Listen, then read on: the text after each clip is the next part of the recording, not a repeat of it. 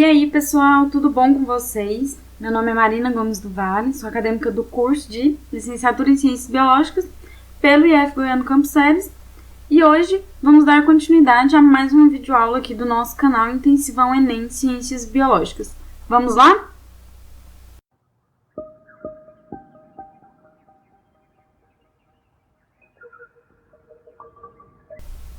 Hoje vamos falar sobre um assunto muito bacana de ser estudado e muito legal chamado biogeografia. Um assunto que é cobrado bastante nos vestibulares e que ainda deixam os alunos com um pouco de dúvidas. Então, bora aprender um pouquinho mais sobre esse conteúdo e ajudar a fixar melhor para vocês. Bom, o que é a biogeografia? A biogeografia, então, ela é uma disciplina, que vai estudar a distribuição dos seres vivos e de todo um ecossistema pelo espaço geográfico e através do tempo. Então, a área ela une conceitos e temas que vão ser pesquisados pela geografia e pela biologia e ela vai entender o motivo de determinada espécie ser encontrada em uma região e não em outra região. Então, ela vai fazer esse comparativo. A biogeografia, então, ela vai buscar entender essa biodiversidade das espécies, o número, os processos que vão colaborar para a extinção de determinados indivíduos que já ocorreram e os fatores que determinam a distribuição desses seres vivos. E as pesquisas desenvolvidas ao longo dos anos, elas permitiram entender que a distribuição ela está relacionada com os fatores ambientais de determinado meio. Então, a variação, por exemplo, do nível do mar, glaciação, extinção, eles são elementos que colaboram para o ordenamento dessas espécies, beleza? Vamos entender, então, pessoal, um pouquinho da história da biogeografia para que assim a gente consiga entender melhor o porquê desses estudos. Então, o geógrafo, biólogo e antropólogo e naturalista, então esse cara ele tinha muita coisa, ele era muito top, chamado Alfred Russel Wallace. Ele foi uma das primeiras pessoas a estudar a organização dos seres vivos pelo planeta Terra, Então, as suas pesquisas, elas foram iniciadas aí por volta de 1848, e o porquê disso, Ele realizou isso em umas viagens para provar a teoria da evolução e para entender como que o ambiente influenciava nas diversas espécies que existiam. Então, ele fez essa viagem para poder entender essa teoria da evolução e com isso, então, a gente teve o início, o pontapé inicial da história da biogeografia. Então, durante o período das suas pesquisas, esse cara muito top, ele estudou as plantas, os animais do arquipélago malaio. Então, ele fez relação com os organismos encontrados na Ásia. Ele também conseguiu identificar ligações entre seres vivos das ilhas localizadas ao sul e as encontradas no continente australiano. Então, a gente vê aí que ele fez um comparativo dessas espécies que ele encontrou, mostrando, então, já pra gente como que é a biogeografia, que ela vai estudar esse comparativo das espécies de diferentes regiões. Então, os conhecimentos adquiridos por esses cientistas, eles colaboraram para o mapeamento, e delimitação de uma área que posteriormente foi denominada Linhas de Wallace. Existem também outros autores que colaboraram para a biogeografia, que são inúmeros, mas o principal, que deu pontapé inicial, foi o Wallace. E técnicas genéticas e estatísticas avançadas, elas permitiram que a atualização sobre as informações de distribuição dos seres vivos pudessem ocorrer.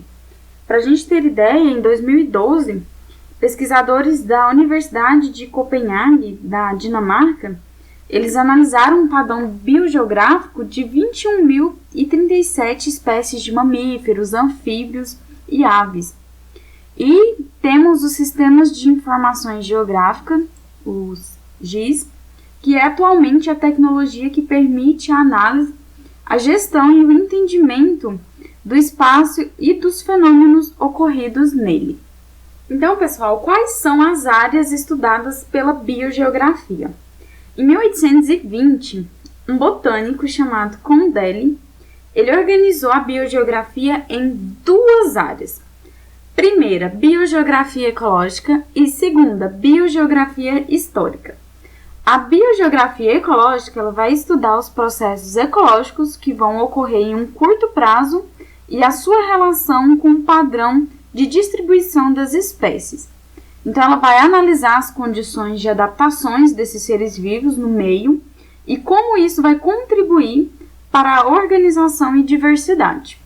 Então, ela vai buscar ainda entender o motivo, do confinamento das espécies e por que são encontradas em determinadas áreas, que é o que tanto intriga, o pessoal. E a biogeografia histórica, ela vai pesquisar os processos ecológicos que vão acontecer em períodos longos, diferente da biogeografia ecológica, que era em períodos curtos. A biogeografia histórica vai ocorrer em períodos longos do tempo e que modifica o padrão de distribuição. Ela vai analisar, então, os fatores ecológicos que formam a distribuição, o momento em que um padrão, por exemplo, de distribuição passou a ser desenvolvido, as espécies com parentescos próximos, que são ali, da mesma família, que tem uma proximidade maior, e a área onde são encontradas. História de grupos, habitats, membros, dentre outros vários fatores.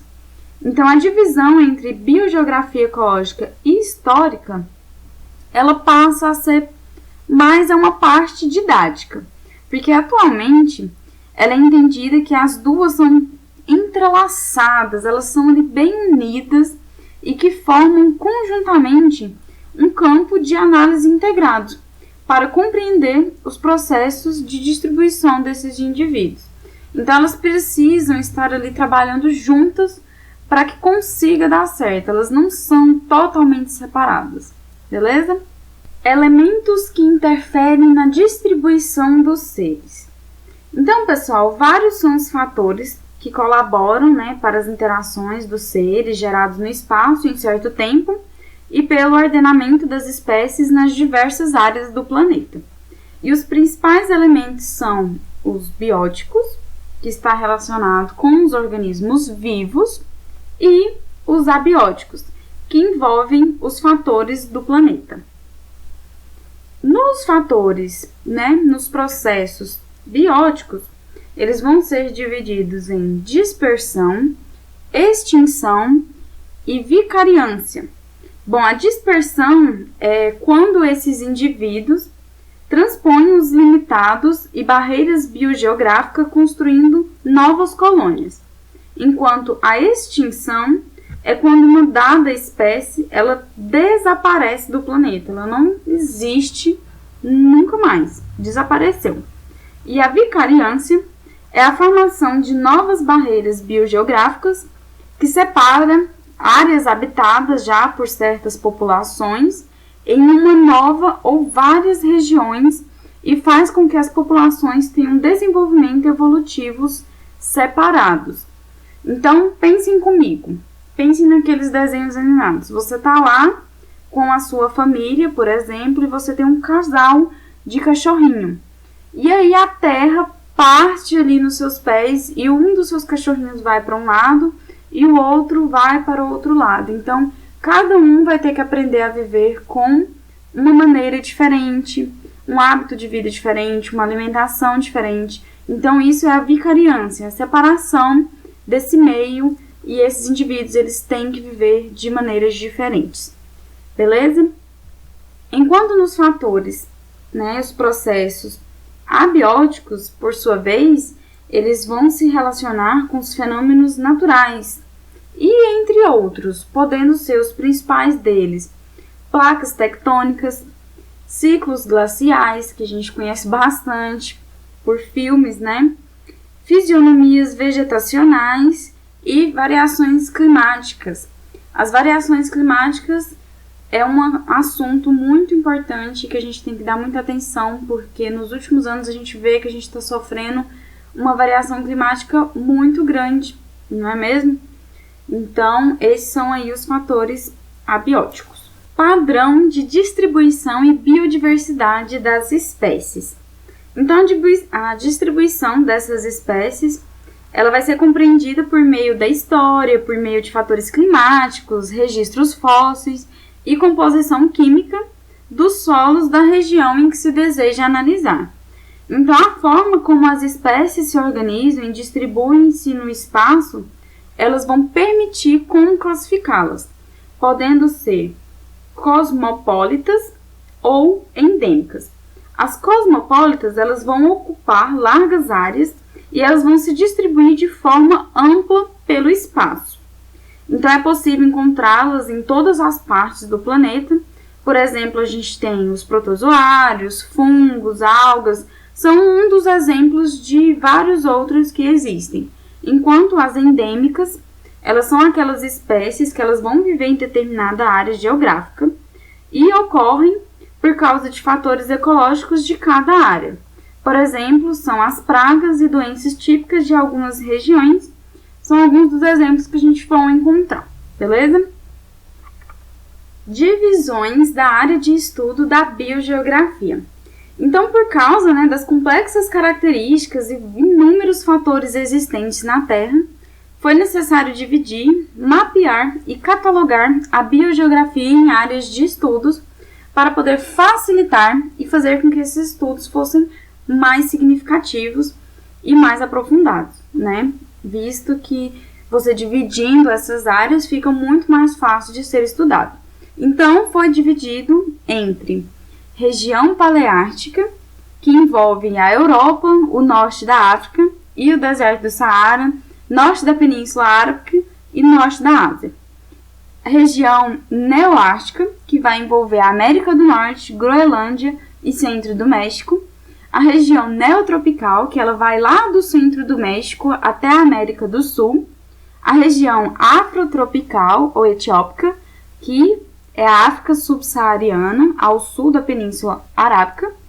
Região Indomalaia, que vai envolver, pelo nome a gente já deduz, envolve a Índia, o sul da China, as Filipinas, a Indochina e parte da Indonésia. A região australiana, que envolve a Indonésia Oriental, Nova Guiné, Austrália e Nova Zelândia. E a região oceânica, que vai envolver outras ilhas distribuídas aí por todo o Oceano Pacífico, e a região antártica, que vai envolver o continente e o Oceano Antártico. Então, pessoal, chega aqui ao fim da nossa videoaula de hoje, com o assunto de biogeografia. Eu espero que vocês tenham gostado. Foi mais para poder tentar ajudar vocês a fixar os principais pontos. Tentem aprofundar ainda mais nos estudos. No grupo nosso do WhatsApp vai ter um questionário muito legal lá, com várias questões para vocês responderem, estarem estudando. Beleza? Qualquer dúvida, nos chamem lá. Um grande abraço, se cuidem e até a próxima videoaula. Beijo, pessoal!